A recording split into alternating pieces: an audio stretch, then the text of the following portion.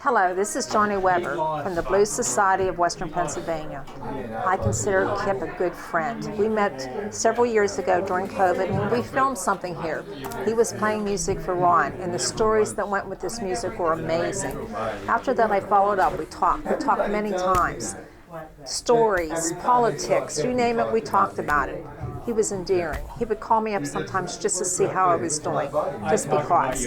And that was wonderful. We did in Market Square this past summer. He volunteered. He showed up early. He brought the music, and everything was great. We sent him to Memphis this year. He came into the Blues Challenge. He won the Blues Challenge. And we sent him to Memphis. He competed with over 200 bands from around the world, 200 acts. He showed up at his event. He did some really soulful music. It was deep. It was interesting. I had tears running down my face the whole time watching him. I was so proud. I was like a mother hen. I just wanted to scoop him up when he was done. Yes, Kip was my friend. I miss him. He always had a kind word. He was generous with his time, and his thoughts were wonderful. So thank you. Rest in peace, Kip. I'll miss you, my friend. Hey, I'm Wild Bill. I'm a regular on Wednesday nights at the Starlight Lounge. I consider myself a friend of Ronnie's, and I'm certainly friends with everybody that works there, and a lot of the folks that work here. And I also am a friend of Kip's because I've been a regular, and he was a regular at the open mic for the last 6 years. That makes it a really significant event. And I want to tell a story about Kip London that brings this all into perspective. A lot of people are feeling grief, and I want to explain this from a performer's point of view. 2 Wednesdays ago, Kip London performed his last 2 songs in public. The final one was A Drunkard's Lullaby, which has the tag, "This is the last stop I'll make before I go home." He played it nothing but net. It was ideal. Devin Rusher and John Porabo caught it on digital, and it is posted to YouTube. It's lovely. He played perfectly, nothing but net. Then he went home and died. We were the last stop he made before he had to go home. And it is the absolute best way for a musical entertainer to go out. You're on the way up. You see it all before you. You're like thanking God daily. And then you go somewhere, and I had the feeling he knew because he played that Drunkard's Lullaby. And it was exactly the right song for him to play as his swan song. No one had it better. Kip London won music. I'm jealous. A few words about my thoughts about Kip. Kip was one of those rare folks that you don't have to know long to become friends. He was so damn honest and upfront that it was a pleasure to spend time with him and share thoughts and experiences. In all our time together, a few themes recurred. First was his deep love for Courtney. They were partners in the full sense of the word. When he would speak about her, it was always with the deepest of respect and admiration. Last New Year, I checked to see if he had plans, and he responded, "Hey, bud, thanks, but we plan to have a romantic night and dinner at home. Happy New Year, my friend." That said, I did meet a few of his mistresses. They were all lovely, with beautiful voices in different sizes. He spent hours every day with 1 or 2 of them. And then he would do one of his concerts. He'd usually have 3 of them on stage, all in different keys. We shared a love of guitars, but he could really play them. My strength was buying them. I was here to Moondogs at a charity event just about 3 weeks ago, and Kip performed a set, including his rendition of Dust My Broom and his originals about Louis Armstrong and scat, and about a snake in the grass, and a song he wrote for his love, Courtney. His passion for music was lifelong. Motivated early on by Bob Dylan, he went in search of a life as a troubadour. He soon realized that music had to be an avocation, but he never lost his spark for creating a great new lick or new lyric. His brand of acoustic blues was eclectic and authentic, much like him. He was recently getting great joy from working with Norm in his studio on a new CD. He said Norm was a taskmaster, but he was like a little kid on Christmas every time he would visit the studio. We can all learn from his loyalty and love for Courtney, Ron, his family, dogs, and some unfortunate others. I am blessed that Kip came into my life and was a friend who I love dearly and I'm a better man for having known him. Howdy, my name's Rick the Barber. Everybody calls me Colonel Rick. I own the barber shop next to the Star Lake Lounge. I met Kip London probably about 6-7 years ago. Ronnie gave me a CD, and I said, "Who is this guy? He looks like Mick Jagger." It was the CD with him and two other guys on it. It said "Jump," something according like that. Anyway, Ron got this idea about doing barbershop sessions. So, I met a lot of musicians from the Star Lake, and Kip came over one afternoon, did about 5 songs. I have them on my phone, and I was playing them this morning, and of course, I found out about his passing on Friday because I was going over to the Star Lake and have lunch. And it sort of floored me because I had seen him there Wednesday. He lived 4 streets over from me in Oakmont. He was always telling me, I'll do it.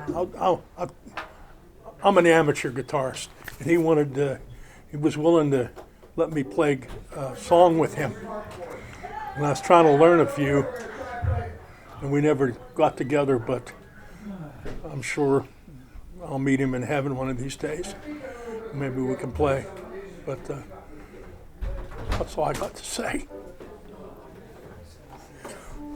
Okay, so I'm going to try not to talk too long and try not to cry. Oh, that lasted about 5 seconds. So Kip was the older brother I never had, and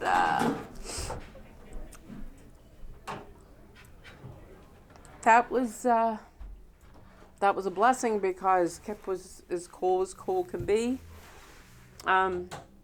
He loved Bob Dylan. It's really hard to find somebody that loves Bob Dylan and actually gets Bob Dylan, but Kip did, and we were able to see Dylan last time he came to Pittsburgh, and we were in the 10th row, and it was awesome. I told a story out front a little while ago. I want to tell it again because it's a big part of Kip's legacy. Kip was a true love rebel.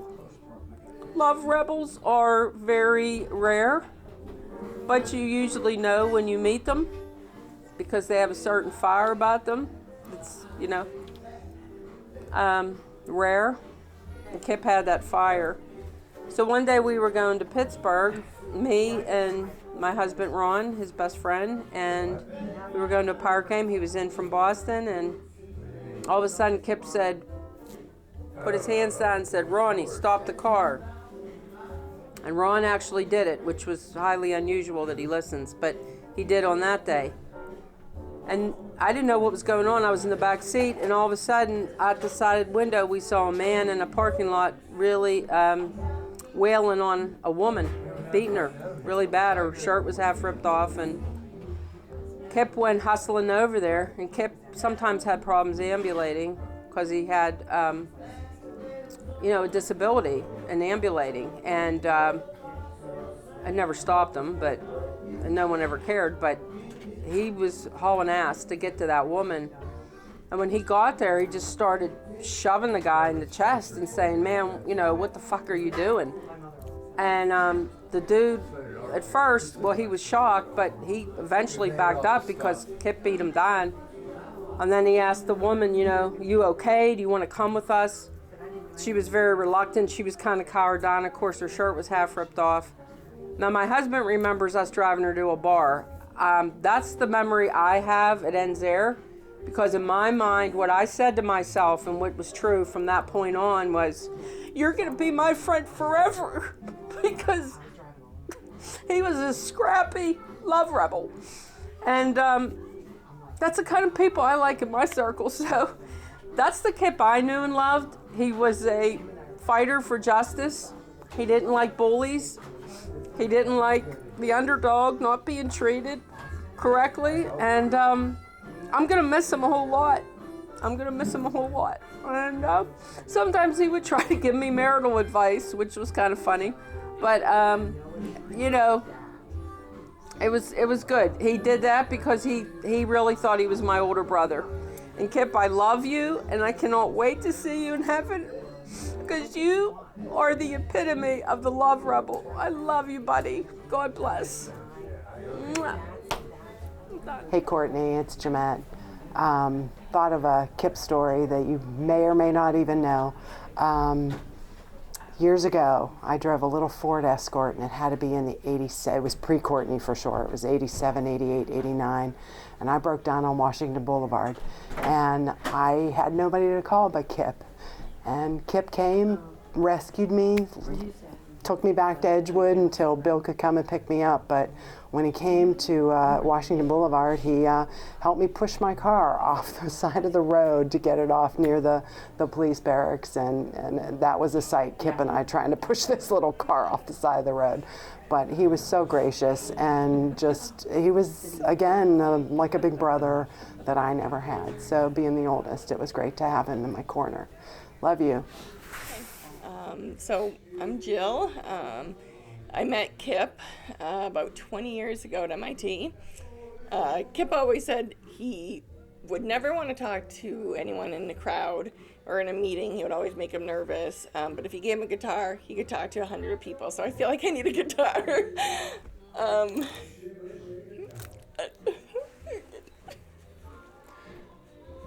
Kip was a fearless protector. I have a lot of gratitude for him.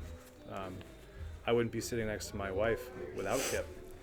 Kip served as Jill's big brother for years, and if he didn't approve of me as someone that was suitable to love and protect and take care of Jill, he had the power to shut that down.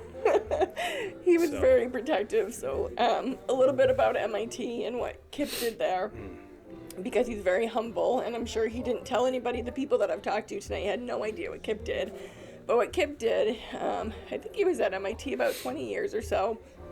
He went in and he literally built a business within MIT, and he worked with all walks of life. And you talk about, Kip wanting justice and doing right. You can imagine he came across quite a few professors that I don't know how he bit his tongue, but he certainly bit his tongue. But the first day I met him, he took me under his wing. He showed me the ins and outs of MIT, how to deal with these people. He always reminded me to talk slower, which I still struggle with to this day. And in return, I would help him set up all of his battery operated or the prepaid flip phones, because the man refused to get like a proper phone. Finally, I was happy to see that he actually got an iPhone, and it became quite a friendship.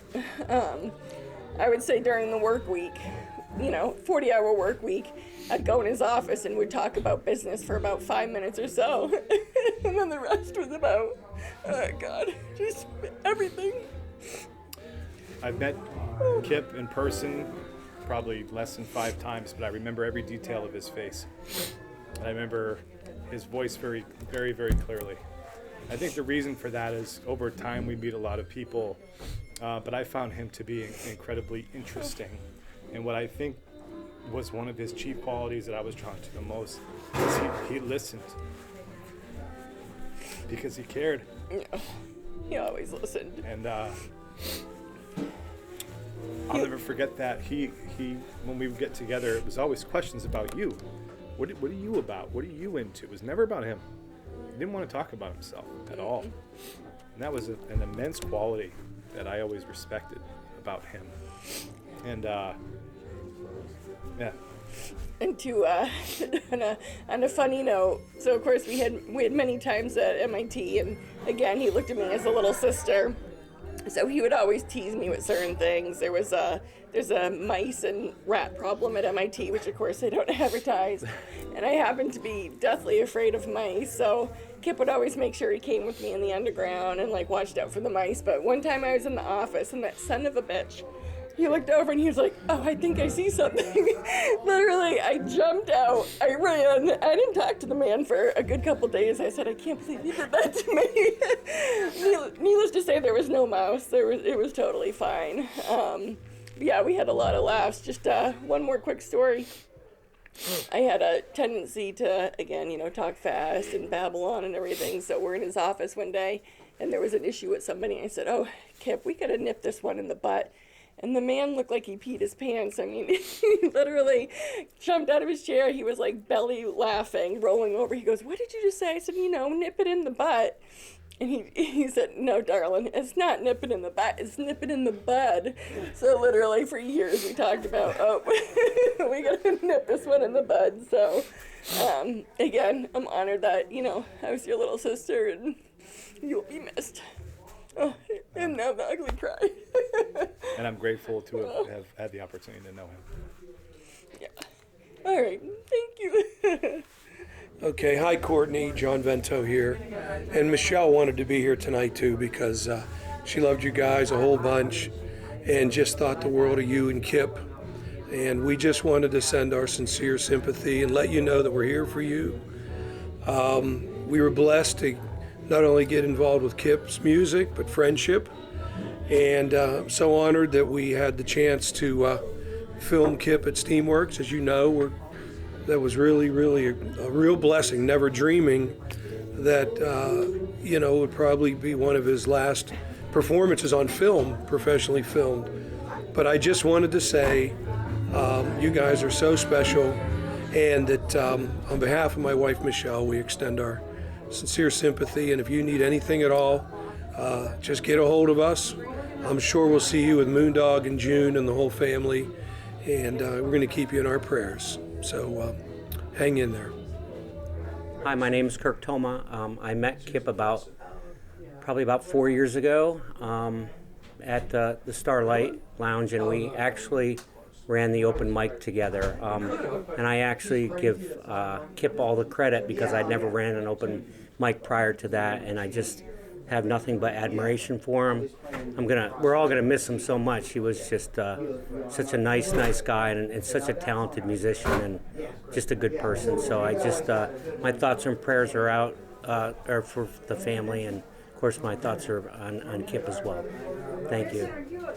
Hey Court, I just want to say my heart and my soul goes out to you, me and my wife Debbie and our whole family. Kip was a special man.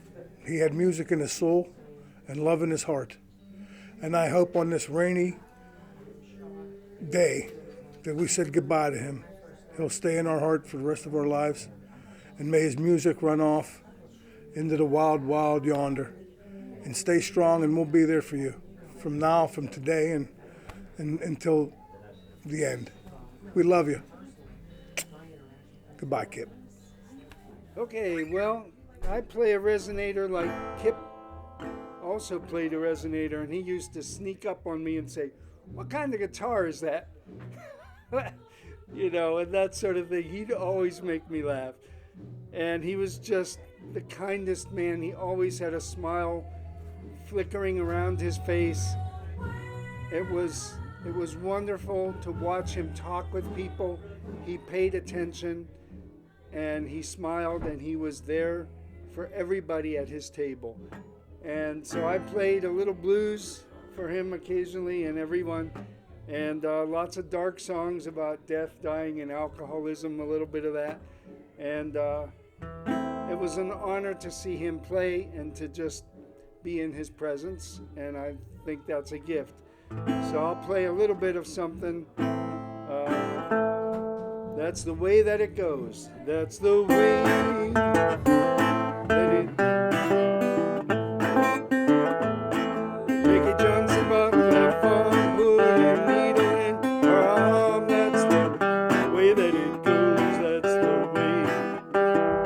And her brother laid him down in that cold Kentucky ground. That's the way that it goes. That's the way. That's the way that it goes. Everybody's buying little baby clothes. That's the way that it is.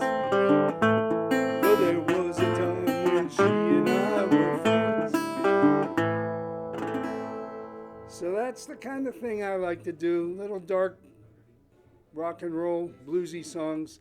And I was hoping to spend more time learning these things with everyone, but for now, I'll just have to do it without Kip. I'm going to miss him. Thank you. Hello, I really loved Kip, and he meant the world to me. He was a good dude, and he will be missed forever. Make him rest in peace. All right, hello, Courtney. Sorry for your loss. My name is Bob Young. I don't know if you remember me. Last time you may have seen me, I had a beard that came down to about here. I had the pleasure of having Kip play at one of my picnics. And when I hold a picnic, I'm pretty much every man, taking care of business, just running around nuts trying to take care of people. But I did have the time to sit down and watch him. Amazing.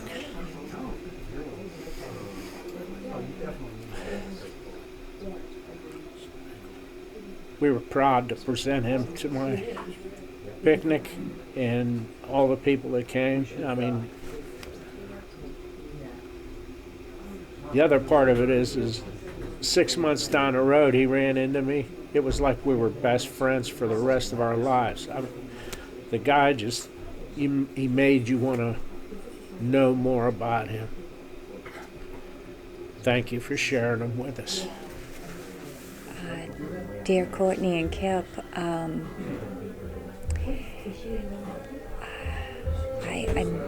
happy to have this opportunity to just speak some words, and I don't know what I'm going to say, but all I know is that I'm here for you, and you can call me at any time. It's an honor to be able to love you.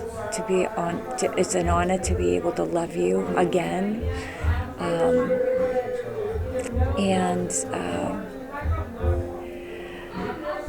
Even if you're not always feeling it, my heartstrings are going to be,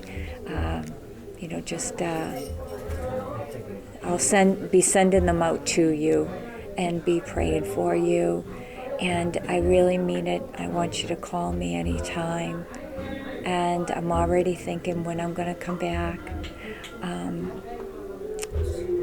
I just love the life that you and Kip have built. The beauty that is you and him, and your family, and I just can't believe how beautiful a person Kip is. I knew it, but it's just, it's wonderful to celebrate him. And to celebrate him is celebrating you too. And I love you. Hi, Courtney. I just wanted to say I'm so sorry for your loss. And I just wanted to say that Kip was a great friend of mine. I had met him back in the 90s at Graffiti. And especially when he moved back here from Boston, it was great seeing him almost every Wednesday night at open mic. He was one of the kindest, gentle man I have ever met. I never saw him ever get mad or upset, and he was just very polite and nice to everybody. And I'm going to miss him so much. Please take care of yourself, and may Kip rest in peace. Thanks. If this was the Kip, I wouldn't be able to sit here without you met. Courtney, I just don't know how much we love you. You're a beautiful person.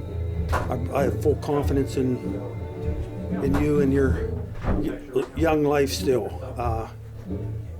but we so sorry for your loss. My family really, Joni, Claudia, Beth, they love Kip. And all the old people. He was kind of a leader to me. I followed him. We liked the same things, but he was such a sensitive, vulnerable person. But he was a lover. Like somebody said tonight, he was such a lover of life. Hey, darling, Best we'll be of luck here to you. for you. Courtney, we love you. Yes. All right. Hey, Courtney, you and I have never met, but I met Kip earlier this year at the open mic, and we kind of knew each other for a couple months, and then one night I was leaving, and I saw he was limping, and I said to him, "Look at the two of us limping out of here." And he said to me, "I have cerebral palsy." And I was like, "I got cerebral palsy." And from that moment on, we had a connection, and it just seemed to grow and grow. And I can't tell you how sad I am that the friendship that was just starting is an end here, but only here. And in the next life, we are gonna rock it. So I just wanted to let you know your husband was amazing. He supported me and my music, and I can't tell you how many other people that I know that he's just shepherded along. He was a wonderful man, and there will be a piece of him in my heart for the rest of my life. Thank you. Well, this isn't exactly the type of final message I'd like to leave with somebody I've known for 55 years. You were my brother. You had a lot of friends. You had few brothers. You took a piece of my heart with you, man. See you on the other side. Yeah, okay, so the night wouldn't be complete for me if I didn't stop in here and say something about Kip. It hurt me a lot, deeply, to hear that he'd gone so quickly. It was a surprise. I'd known him almost 40 years, and there's a rare and very uncommon relationship between people who play original music and write it. A kind of camaraderie that doesn't exist between other artists. In other words, somebody who's playing a lot of original stuff is really deep into themselves. And when you sit around with people at night like that, there's something very special about what you share. So there were times when I wasn't in Pittsburgh for years. But when I would meet back up with Kip, we always had the same damn feeling, just a sparkle in his eye always, a good sense of humor, and a deep thoughtfulness. And for that, all I can say is that some of the greatest support that you get as an artist is not worded. It's just right there. It's intuitive, and we had many a smile on many a night over various lines that people were singing, or just the appreciation of music. And the thing that I knew that Kip loved the most was playing music and the people who played it. And I would say that for all the years that I've been playing music in Pittsburgh, I would say there's probably only about 10 people that rose to that for me, and Kip was one of them. So I just want to say I miss Kip, and that's about it. I mostly knew Kip from the Starlight open mic, and I didn't know him well, but I knew him well enough to know that the joy of music just flowed out of him. You could see how completely himself he was every time he played the blues, whether he was doing a cover or doing an original. And I got to play one show with him, but I just always loved his energy, and he was so much himself and so generous and supportive of all kinds of different musicians that would show up. So I'm really grateful I got to know him, and I'm really sad that it was so brief. But he'll be missed, and his spirit, I think, is going to be at that open stage, and I'm sure lots of other places too, for a long time, in the form of all the people he encouraged and supported and inspired. So I'm grateful that I knew him a bit. Well, Kip, needless to say, we're all a bit heartbroken that you're, well, not really gone. I don't like to think of it that way, but I don't really do well in front, like improvising in front of a camera, but I did want to say this. I think the first thing that comes to mind is when I read the obituary and that line in the obituary that said, Kip is Courtney's rock and Courtney is Kip's light. That just touched me in a very deep place. So I want to send my love to Kip and Courtney and all of your loved ones. I can't express how touched we all are to have known you. You're a very special treasure. You will always be remembered. Love you. Thanks, Kip, for everything you did for us, for your music, your songs, and your trips with me and my dad. And thank you for all your stuff. Hi, Courtney. I'm sorry that we've never met, and I'm so sorry for your loss. I just wanted to say a few words about Kip. I saw him play the first time I ever came to the Starlight Lounge open mic, and he blew me away with his immense talent, just the intricacy with which he was playing, his singing, the soul that he put into the blues that he was singing. And I was so surprised to find, once I got to know him, what a nice, genuine person he is. He's been so kind to me and supportive. He's taken me aside after my set at the Starlight Lounge and just given me so much encouragement and positive feedback. The kindest man, and we're all going to miss him so much. I know that his energy is going to live on with us, and I can only imagine that his energy is going to live on with you too. So, yeah, take care. Hey guys, I'm Norman, friend of Kip's, and we were getting friendlier and friendlier as time was going on in the past few months. I met Kip back in the 80s. We was both young and we was both pretty. Kip had a band called the Roadhogs that was, they was comers. They was bringing a Rolling Stone kind of vibe. And I be honest with you, I liked them. I was partial to those guys in another band called Room to Move because they were playing more of a manful music. A lot of these younger guys, they started playing all this poppy bull crap, singing real high pitched and writing some sappy bullshit songs. I didn't want nothing to do with that. But Kip and his boys, the Hogs, was strutting in a more manful fashion. And I liked everything about them. And then years went by, I didn't see Kip. I mean, years, 25, something like that. I had heard a bad rumor that he moved to Boston and made a life for himself up there. But just a couple years ago, Mooney and I were going out and playing at the barn in Penn Hills. And we were booking dates with Howard. And Howard said,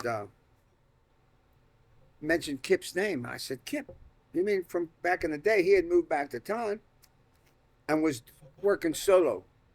And so he and I and Moondog played a couple shows, two or three, maybe four shows at the barn together on Wednesday nights. And we started hanging out together, and I noticed that Kip was still into a manful presentation, still into a manful kind of music, playing solo now. And when me and Mooney went to Memphis just this year, I think it was in May, Kip went down because he was the winner of the solo act for the Pittsburgh Blues people and went down there to represent. So we started hanging down there. I got to see two of Kip's performances in Memphis. And then after those performances, he and I and Moondog went out and hung, I think both nights with Billy the Kid at his shows, and stayed out late and acted like men do. And when we came back, Kip mentioned to me that he wanted to record some of his music. And I had said to him, hey, my engineer, Bryce Foster, just moved back to town from Nash, and we're doing stuff at my place now. If you don't find anywhere else where you really like cutting, I says, come and work with us. We'll cut you. And when he came in, I said to him, hey, you know, I like what you do, and I like how you are. And if you're interested, I might be interested in producing you and helping you find a new place. Boy, that heater was loud, wasn't it? What are you going to do, right? So Kip said, I just want to cut the songs I've been playing and document who I am at this moment. So we went into the studio with that in mind. And we worked once a week, couple 4 or 5 hour session, 3 hours, whatever. And we started building up some tunes. And as we were doing it, Kip and I got more comfortable with each other in the studio. And the more comfortable we got, the more easy it was for me to explain to Kip what I would do with him and how I would grow him as an artist and how I would grow his music artistically if we did work together. And over the course of a couple months, thinking those kinds of thoughts, we started breaking down walls that happened between men and started thinking about doing something together. So we finally got one song that we got a chance to really develop. It's a song called Drinking Tonight. And it's actually one piece of music that shows what Kip and I might have been able to accomplish had he stayed on this earth longer. Bryce played drums on it. Charlie Barath played harp on it.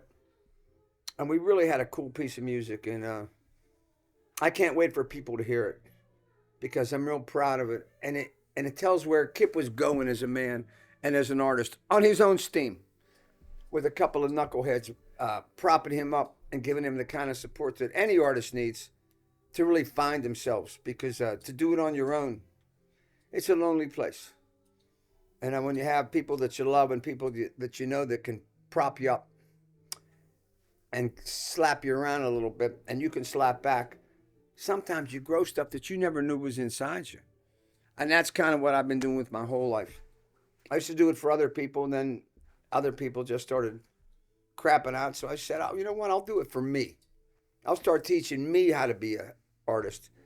And I'm so lucky I got a chance to take that, what I had learned, and lay it on Kip. Because I had I had a flower that was blooming and it was growing on a schedule, on a weekly basis. I'm very sad that the carpet got pulled out from under us in the snap of a finger. But I'm real glad and real proud that we got a chance to work together and do something that's real important to me. Building music and building character and building friendships. I never knew Kenneth Leroy Brueggemann.